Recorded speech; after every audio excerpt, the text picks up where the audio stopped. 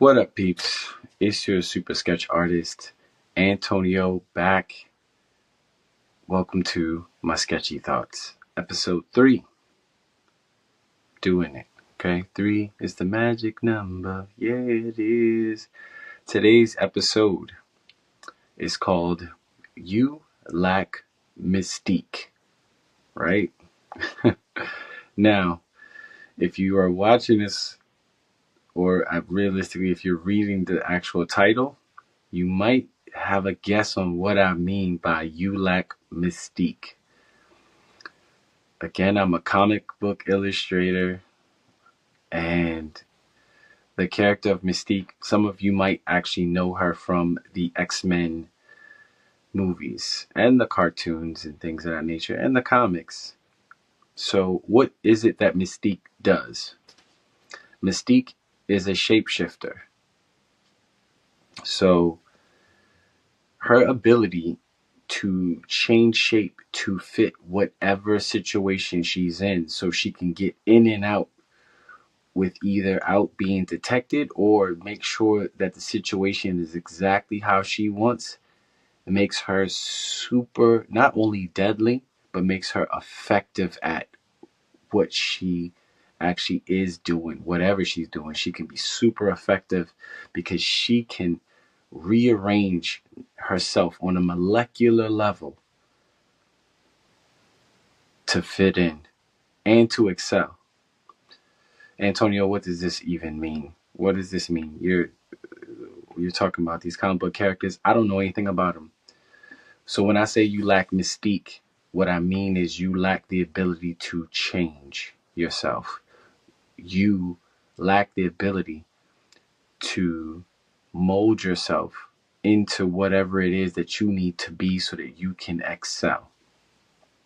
That's what you lacking mystique is all about. As a person in this world, you need to be able to adapt at a moment's notice sometimes, especially with the climate that we have going on in the world right now. Literally, you can wake up tomorrow and a law can be changed that makes it so that you can't travel, you can't do this, you can't do that. You thought it was A, now it's Z. Literally, just that. And through history, the people that we admire, the movers, the shakers, all those different things, those people have been able to do one thing and do it very well, and that is adjust to whatever their circumstances are.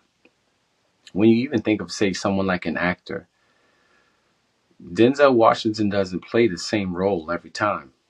Tom Hanks doesn't play the same role every time. Angela Bassett doesn't play the same role every time. So it's called, they can play different roles and adapt to whatever the script tells them they have to be. If I gotta be hard, I can be hard. If I gotta be soft, I can be soft. If I gotta be abrasive and bossy, or if I need to be timid. So many of us fail at life because we do not know how to properly adjust who and what we are. Just because you are the alpha male, you are the boss man, you are the main man, doesn't mean you have to be that in every single situation. Trust me, there are times where you need to soften who you are based on where you are, and vice versa. If you are the introvert, if you are the soft spoken, if you are the I'm to myself type of person, there is going to be a time in your life where you have to be assertive, where you have to step up, not only for others, but especially for yourself. You have to be able to do that. You have to be able to adjust. One of my favorite quotes by a prolific actor and just figure in pop culture is Bruce Lee, when he says, be like water. You put water in the cup, the water becomes the cup. It adapts to the shape of the cup. You put water in the pot, it adapts to the shape of the pot. So be water, my friend. That's what he said. That's what we need to be. We need to be malleable to adapt when the weather is cold. Again, if water gets around too much cold, it freezes. If it's too hot, it turns into vapor. But no matter what, it can stay in that area where it's at and adjust to its surroundings. How many of you can look back at your life and say, if I just would have been able to adjust a little bit more, this situation would have been completely different for me? How many opportunities have we lost simply because we couldn't adjust to whatever it was on the fly? I know me personally. I've lost a lot of I've literally lost a bunch of opportunities in my life because I couldn't adjust who I was. I was too rigid. I'm me. One of my favorite things I used to tell my parents is no, because I'm Antonio, that's why. What a silly way of thinking I had. You have to be able to be adjusted. Again, how I was raised, I'm always going to bring that up. How I was raised affected me so much. I was raised by people who were rigid, not just my dad's, but also even, say, my mom and other family members that I had could be super rigid on certain things and not sway to the left or to the right. Especially my dad, they didn't sway on certain things at all. No give at all. So I learned that when you stand on something, we call it nowadays, they say you're standing 10 toes down on something. And I respect that. And I admire people that can do that. And I do that all the time. I'm going to stand 10 toes on who and what I am. I'm about this art. I'm about this positivity. I love these kids. I want them to prosper. And I feel like we can all prosper. So I'm going to stand 10 toes on that. At the same time, when I meet a child and I'm all about go do it, do it, do it, do it, do it. And I meet a child who's very timid, I have to bring that intensity that I have down a couple notches so I can meet them exactly where they are. So that the words that I'm actually saying can penetrate not only their ears, but their hearts and their mind too. When you give a message to somebody, when you are actually spreading something that's positive to somebody, you want it to take root. You don't want it to just be on the surface. You don't want your surface level absorption of what you're actually saying when you're actually saying something good to somebody. And you know that this thing could change their life if they actually apply it. And that includes yourself too. We have to remind ourselves that negative self-talk, it's going to be a reoccurring theme on this podcast because that's something that I struggle with all the time is negative self-talk. Oh, well, this drawing isn't good enough and I'm too old and I ain't got enough money, this, that, and the third. Well, I'm not married and with a whole bunch of kids yet. All of these different things that I'll say to myself, Tony, how did you get here? And when I'm able to trace that back for some of these opportunities, it was because I just didn't know how to shapeshift. I didn't know how to change who I was in that moment to be able to get exactly what I needed out of the situation or to help that or to let that situation actually propel me forward, you know? And it's in the moment you're not thinking that. You're not thinking, oh, well, I was being too rigid and I wasn't keeping an open mind about it. Well, ain't nobody gonna talk to me like this. Ain't nobody gonna do me like this. My price is my price, and all these different things that people, especially like us that are freelancers and us that are just independent people, we stand 10 toes down on our business, who we are, externally and internally. But with that being said, there are still times where you're gonna have to change. Some actionable things that we could do is we have to learn how to, and this is super hard, even just thinking about it, to say it's super hard to take a step back when things are going on. Because sometimes things can just be rushing at you super quick, and you need to make a split second decision, right? Because sometimes those split second decisions can, make your life great or ruin them. And sometimes you got to make that split decision. But a lot of times we need to take a step back. Take a step back. As an artist, most like artists that have been doing it for however many years, all of my favorite artists will say, look at it with fresh eyes. When you've been working on a piece for so long, when you've been doing something for so long, sometimes you got to take a step back and look at it from with fresh eyes. And that proceeds to your job, your partner, who you are personally. Sometimes you got to step back and really look at the situation for what it really is with a fresh set of eyes. And a fresh set of eyes a lot of times just means I got to look at it from a different perspective than I've been looking at it. And that's hard a lot of times simply because, again, we are so rigid in our thinking and in our habits of who and what we've established ourselves to be. I'm a summer chicken. I ain't a spring chicken no more. I got a little bit of age. I got a couple gray hairs on me, right? I got some snap, crackles, and pops when I get up. So that whole saying, you can't teach a dog new tricks. We have to abolish that mindset.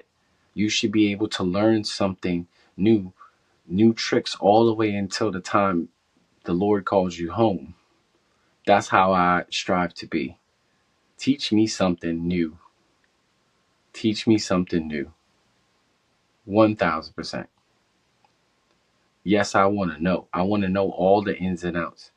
And that starts with being malleable, being able to shapeshift. Okay, they doing black tie events over here. Well, let me slap on my black tie. They doing t-shirt and jeans over here. Oh, okay, I got that too. Now, some people might say, "Oh, well, you don't really have an identity if you can just be a chameleon. If you can just kind of blend in, then who are you really?" I call that being an open-minded person. I call that being a diverse person.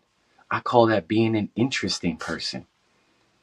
The most interesting people in the world, in my opinion, are the people that can have a conversation about anything.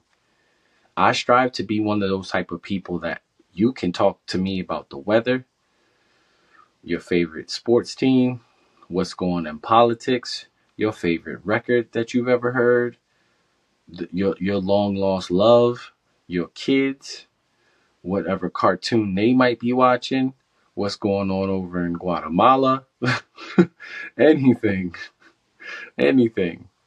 Those are the type of people that are interesting to me, and that's the type of person that I strive to be. If we go on a road trip together, you're going to hear a bunch of different music on my playlist, and anybody that actually knows me in real life knows that I got such an eclectic taste because I've learned how to shift my thoughts when it comes to absorbing art. And sometimes it's hard. Again, don't take me to the what's that? The not the Met, the MoMA. Don't take me to the MoMA because I might, like they say nowadays, I might crash out. I'm gonna crash out. You take me to the MoMA because it's gonna be some crazy. I'm gonna feel a way that this art is on display. With that being the case, though, I'm learning every day to see things in a way that just because I don't see it that way doesn't necessarily mean that it's not a good thing or any of those things that we tell ourselves that something isn't because we don't see it that way or perceive it that way. Again, actionable steps that you can take. Take a step back. That's number one. Be more open minded. We as humans are way more alike than we are different. And nine times out of 10, every situation that you need to be able to shapeshift in, it's a good chance you probably went through it as a child, like growing up, or you were around people who also were shapeshifting around you. Take a step and look to see if people that you have close shapeshift just to be in your presence. That's crazy. That's a crazy thing. Have you ever met somebody and when y'all are together, y'all are one way and then they get around somebody else and they're completely different? I could be that way. I've been that way. I know how to code switch. I was raised to do that. But I used to have a friend, and when he and I would go out to the clubs, we would be jumping on each other's backs and just screaming and yelling and in the DJ booth and dancing all night. And I've never been like that with any of my other friends ever. Not even once. Not even once. I go to the club with my brother. He chilling. I'm dancing, but not the same. My intensity level decreases a little bit. I go with my homegirls. I go out salsa dancing when I used to be heavy into going out salsa dancing and teaching Latin dance and stuff. My intensity level is not the same at the salsa club as it is when I go to the house club, when I go listen to some good house music. It ain't the same. It's two different things. I don't even dress the same. But you got to know how to be malleable. You got to know how to change. You got to know how to have mystique. Because guess what? Those people are interesting. They have mystique in the sense of what most people would see as mystique. They have it. They have mystique. You have to have mystique.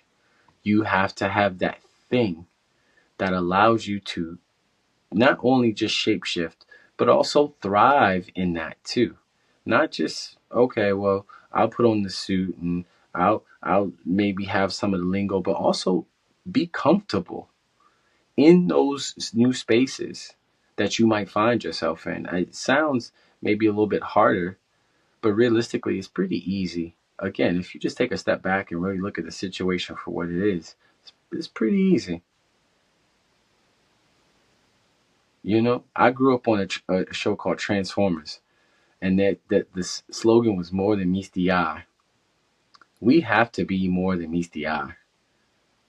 We have to have that mystique that, oh, I just looked at you a second ago and you was this. I turned around and looked back at you and you was completely something different. It's nothing wrong with that. As an artist, I can draw in like 3 or 4 different styles if need be. I was at an event today in the Bronx, and that style of drawing that I have is not the style of drawing that I use when I'm generally doing any kind of work. It's just not. But that's the style that is easiest for me and works really well. People like it.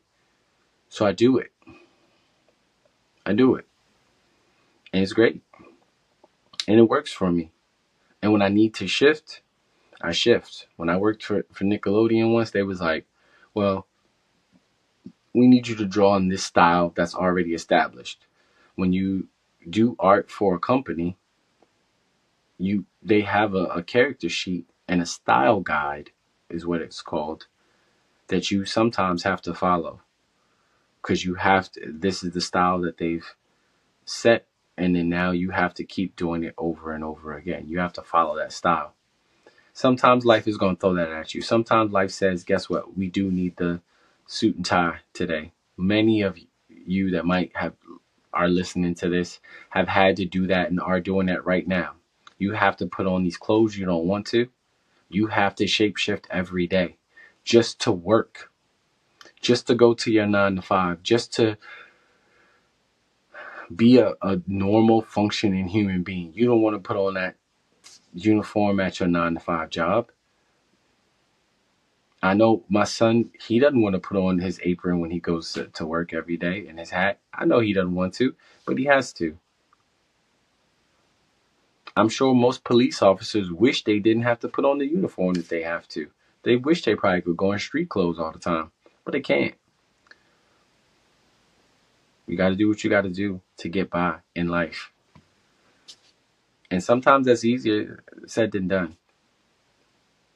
Some more actual steps that you can take to have more mystique, to be able to shape shift, is really break down when you feel like that you have to shift, really break down what it is that you actually have to change, because 9 times out of 10, it's probably not as drastic as you might think it is. It might be a slight adjustment.